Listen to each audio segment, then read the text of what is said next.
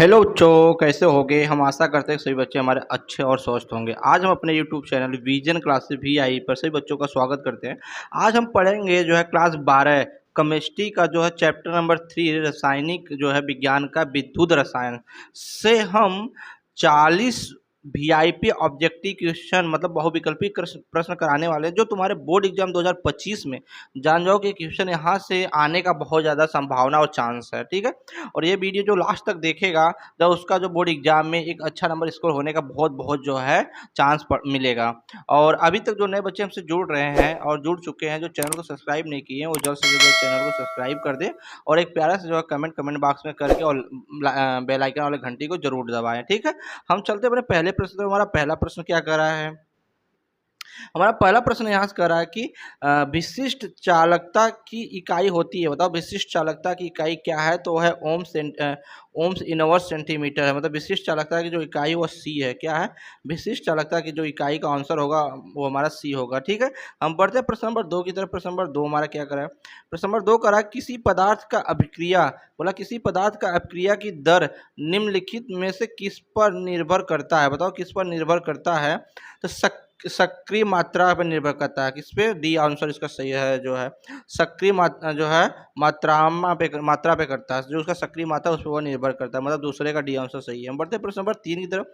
प्रश्न नंबर 3 हमारा क्या करा, प्रश्न नंबर 3 करा कि डेनियल सेल में होने वाली सेल अभिक्रिया है। बताओ यहाँ से डेनियल सेल में होने वाली सेल की अभिक्रिया क्या है, तो Zn प्लस Cu पर 2 धन 4, तो यहाँ पर Zn पर 2 धन 4 Cu पे, मतलब इसका जो आंसर तीसरा का वो हमारा क्या हो जाएगा, सी हो जाएगा। डेनियल पे यही हमारा जो है होने वाली अभिक्रिया है। इसको याद रखना, ये बोर्ड एग्जाम में हर साल पूछता है। ठीक है, हम बढ़ते हैं प्रश्न नंबर 4 की तरफ। प्रश्न नंबर 4 हमारा क्या है, प्रश्न नंबर 4 क्या है, वैद्युत अपघटन की क्रिया से कैथोड पर होता है। क्या होता है, वैद्युत अपघटन के क्रिया से कैथोड पर क्या होता है, तो अवकरण होता है। क्या होता है, अवकरण होता है। मतलब पांचवा का बी आंसर सही है। ठीक है, बढ़ते हैं प्रश्न नंबर जो सॉरी चौथा का बी आंसर सही है। बढ़ते हैं प्रश्न नंबर 5 की तरफ। प्रश्न नंबर 5 हमारा क्या करा है, प्रश्न नंबर 5 हमारे यहाँ से करा कि निम्नलिखित में से कौन सा सेल हाइड्रोजन, कौन सा बोला, हाइड्रोजन एवं ऑक्सीजन के रासायनिक ऊर्जा को विद्युत ऊर्जा में बदलता है। जल्दी बताओ कौन सा बदलता है, तो ईंधन बदलता है। कौन सा बदलता है, ईंधन बदलता है। ये सब याद रखना, ईंधन ही जो है रासायनिक हाइड्रोजन एवं ऑक्सीजन को जो है विद्युत ऊर्जा में परिवर्तन करता है। ठीक है, हम बढ़ते हैं प्रश्न नंबर 6 की तरफ। प्रश्न नंबर 6 हमारा क्या करा है, प्रश्न नंबर जो 6 करा है कि निम्नलिखित में से कौन सर्वाधिक ऑक्सीकरण अवस्था प्रदर्शित कर सकता है। बताओ कौन सा सर्वाधिक ऑक्सीकरण अवस्था प्रदर्शित करता है, तो जो है यमयन करता है। कौन सा, यमयन करता है। मतलब छठवां का हमारा डी आंसर है। ठीक है, हम बढ़ते हैं प्रश्न नंबर 7 की तरफ। प्रश्न नंबर 7 हमारा क्या करा है, प्रश्न नंबर 7 जो करा है यहाँ से कि प्लेटिनम जो इलेक्ट्रोड के इस्तेमाल करने पर तंतु जो है SO का वैद्युत अपघटन करने पर एनोड पर कौन सी गैस मुक्त होती है। बताओ कौन सी गैस मुक्त होती है, जल्दी बताओ बच्चों। तो यहाँ पर जो कौन सी गैस मुक्त होती है, तो हाइड्रोजन गैस रिलीज, सॉरी क्या बोलते हैं तुम्हारा जो है यहाँ पे ऑक्सीजन गैस मुक्त होती है। मतलब जो यहाँ से दूसरा हमारा आंसर है, कौन सी गैस मुक्त होती है, ऑक्सीजन। मतलब बी आंसर हमारा सही है। हम बढ़ते हैं प्रश्न नंबर जो है 8 की तरफ। प्रश्न नंबर 8 हमारा क्या करें, प्रश्न नंबर 8 करा निम्नलिखित में से कौन सा द्वितीयक सेल है। बताओ द्वितीयक कौन सा सेल है, निम्नलिखित में कौन सा जो है द्वितीयक सेल है, जल्दी बताओ कमेंट में। तो हमारा लेड स्टोरेज बैटरी है। कौन सा है, लेड स्टोरेज बैटरी है। लेड स्टोरेज बैटरी है, आठवां का बी आंसर हमारा सही है। ठीक है, हम बढ़ते हैं प्रश्न नंबर 9 की तरफ। प्रश्न नंबर 9 हमारा क्या करें, प्रश्न नंबर 9 जो हमारा यहाँ से कह रहा है कि एक फैराडे का विद्युत CuSO का जो CuSO4 के घोल से कितना ग्राम तांबा मुक्त होता है। बताओ कितना ग्राम तांबा मुक्त होता है, तो ये तुम्हारा जो है 31.75 ग्राम मुक्त होता है। कितना होता है, 31.75 ग्राम मुक्त होता है। ठीक है, हम बढ़ते हैं प्रश्न नंबर 10 की तरफ। प्रश्न नंबर 10 हमारा क्या करें, प्रश्न नंबर 10 हमारा करें किसी धातु का आयनन ऊर्जा सबसे कम होता है। बताओ किसी धातु का आयनन ऊर्जा सबसे कम होता है, तो हमारा CS का होता है। किसका होता है, CS का जो है आयनन ऊर्जा हमारा सबसे ज़्यादा कम होता है। और इसके जो है विद्युत रसायन का जो हमारा आंकिक प्रश्न है, हम वो नेक्स्ट वीडियो में लेकर आएंगे। हम जो खाली बहुविकल्पी प्रश्न करा रहे हैं, इसके बाद हम सब्जेक्टिव प्रश्न कराएंगे, इसके बाद फिर जो है आंकिक प्रश्न कराएंगे। ठीक है, अब सीरियल बाई सारे जो है क्लास 12 के सब्जेक्ट फिजिक्स भी हो गया, केमिस्ट्री भी हो गया, बायोलॉजी और मैथ सब मैं कराता जा रहा हूँ। ठीक है, और जो बच्चों देखना उनको वीडियो ना मिल रहा तो डिस्क्रिप्शन में जाकर वहाँ से वीडियो देख सकते हैं। ठीक है, हम बढ़ते हैं प्रश्न नंबर जो है 11 की तरफ। प्रश्न नंबर 11 करा क्या करा कि निम्न में से कौन सा लैथेनाइड का अणुचुंबकीय है, बताओ निम्न में से कौन सा लैथेनाइड का अणुचुंबकीय है, जल्दी बताओ कमेंट में।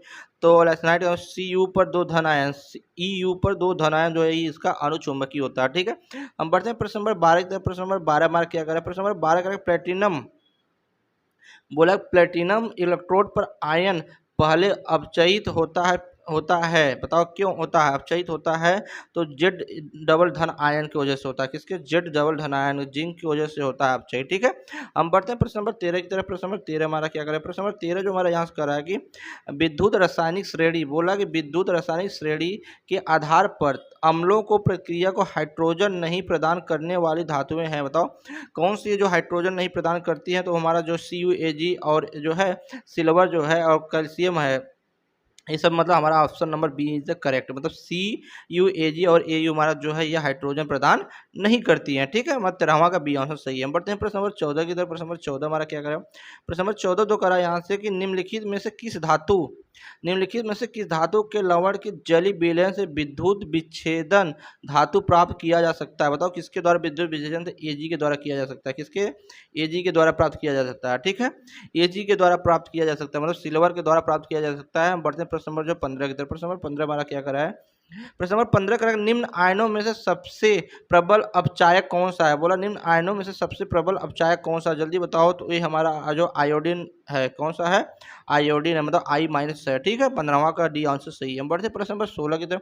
प्रश्न नंबर 16 क्या कर रहा है, मैग्नीशियम, पोटेशियम, फेरियम और जिंक धातुओं को अपचायक क्षमता को बढ़ता क्रम लिखिए, बताओ बढ़ता हुआ क्रम कौन सा होता है। सबसे ज़्यादा तुम्हारा K का होता है, फिर जो Mg होता है, फिर Zn, फिर होता है तुम्हारा जो Fe, मतलब हमारा यहाँ से C answer is the right. हमारा कौन सा आंसर सही है, 16वां का सी आंसर हमारा सही है। हम बढ़ते हैं प्रश्न नंबर 17 की तरफ। प्रश्न नंबर 17 हमारा क्या करें, प्रश्न नंबर 17 का सेल स्थिरांक की इकाई है, बताओ सेल स्थिरांक की इकाई है, बताओ कौन सा, तो सेंटीमीटर इनवर्स है। सेल स्थिरांक जो इकाई है वो सेंटीमीटर इनवर्स है, मतलब 17 का हमारा क्या होगा, सी है। हम बढ़ते हैं प्रश्न नंबर 18 की तरफ।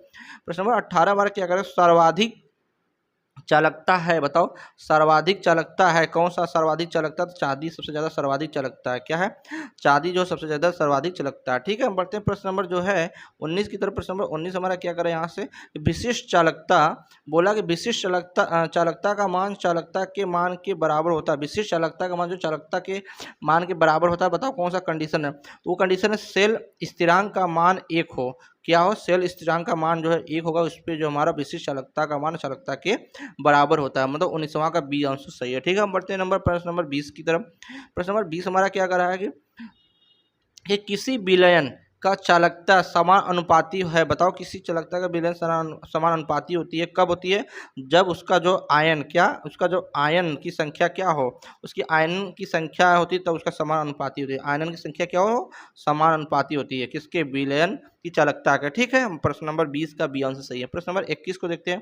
प्रश्न नंबर 21 क्या कर रहा है, प्रश्न नंबर 21 कर रहा है कि जो है AlCO3 के घोल को 1 मोल एल्युमिनियम को इलेक्ट्रोड पर जमा होने पर विद्युत की आवश्यकता होगी, बताओ कितनी विद्युत की आवश्यकता होती है, जल्दी बताओ। तो 3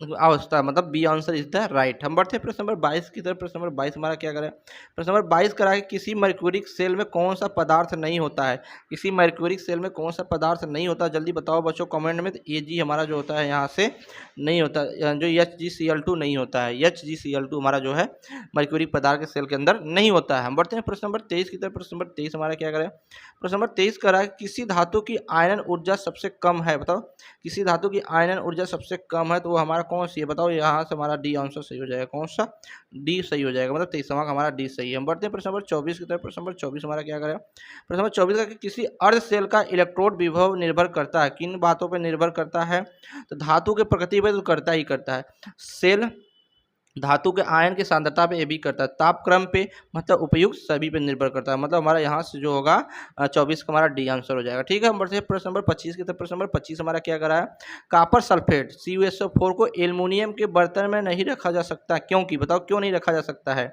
जल्दी बताओ क्यों नहीं रखा जा सकता बच्चों, क्योंकि जो है कापर पर दो धन आवेश अवकृत हो जाता है। क्या होता है? कापर पर दो धन आवेश अवकृत हो जाता है, मतलब तुम्हारा यहाँ से 25वां का बी आंसर सही है। ठीक है, बढ़ते हैं प्रश्न नंबर 26 की तरफ। प्रश्न नंबर 26 हमारा क्या करा है? प्रश्न नंबर 26 करा है यहाँ से कि निम्नलिखित में से किस पदार्थ के घोल को कापर के बर्तन पर सुरक्षित रखा जा सकता है? बताओ कौन सा ऐसा घोल है जिसको कापर के बर्तन में सुरक्षित रखा जा सकता है? तो वो हमारा है ZnSO4 होता है। क्या होता है? जिंक सल्फेट को हम कापर सल्फेट के घोल में सुरक्षित रख सकते हैं। ZnSO4 मतलब 26वां हमारा कौन सा आंसर है? ए है। हम बढ़ते हैं प्रश्न नंबर 27 की तरफ। प्रश्न नंबर 27 हमारा क्या करा है? 27 बोला कि निम्नलिखित में से कौन सा द्वितीयक सेल है? बताओ निम्नलिखित कौन सा जो है द्वितीयक सेल है? तो लेड स्टोरेज बैटरी हमारा द्वितीयक सेल है, मतलब हमारा जो 27वां का बी आंसर है। ठीक है, हम बढ़ते हैं प्रश्न नंबर 28 की तरफ। प्रश्न नंबर 28 हमारा क्या करा है? निम्नलिखित में से कौन सा सबसे शक्तिशाली ऑक्सीकारक है? बताओ निम्नलिखित कौन सा सबसे जो है शक्तिशाली ऑक्सीकारक है? तो फ्लोरीन है, F2 है, मतलब फ्लोरीन सबसे ज़्यादा शक्तिशाली जो है ऑक्सीकारक है। हम बढ़ते हैं प्रश्न नंबर 29 के। प्रश्न नंबर 29 हमारा क्या करें? प्रश्न नंबर 29 करके द्रवित सोडियम क्लोराइड के विद्युत अपघटन के कैथोड पर मुक्त होता है। बताओ क्या मुक्त होता है? तो सोडियम मुक्त होती है। क्या होती है? यहाँ से सोडियम मुक्त होती है। 29वां का हमारा बी आंसर है। ठीक है, हम बढ़ते हैं प्रश्न नंबर 30 की तरफ। प्रश्न नंबर 30 हमारा क्या करें?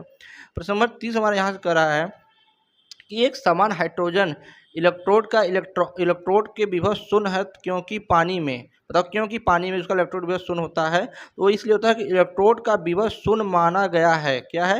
इलेक्ट्रोड का यहाँ विभव शून्य माना गया है, मतलब यहाँ जो हुआ हमारा 29वां का जो 30वां का बी आंसर सही है। और हाँ, इसका जो है हम विद्युत रसायन का जो सब्जेक्टिव क्वेश्चन है वो हम नेक्स्ट वीडियो में करेंगे।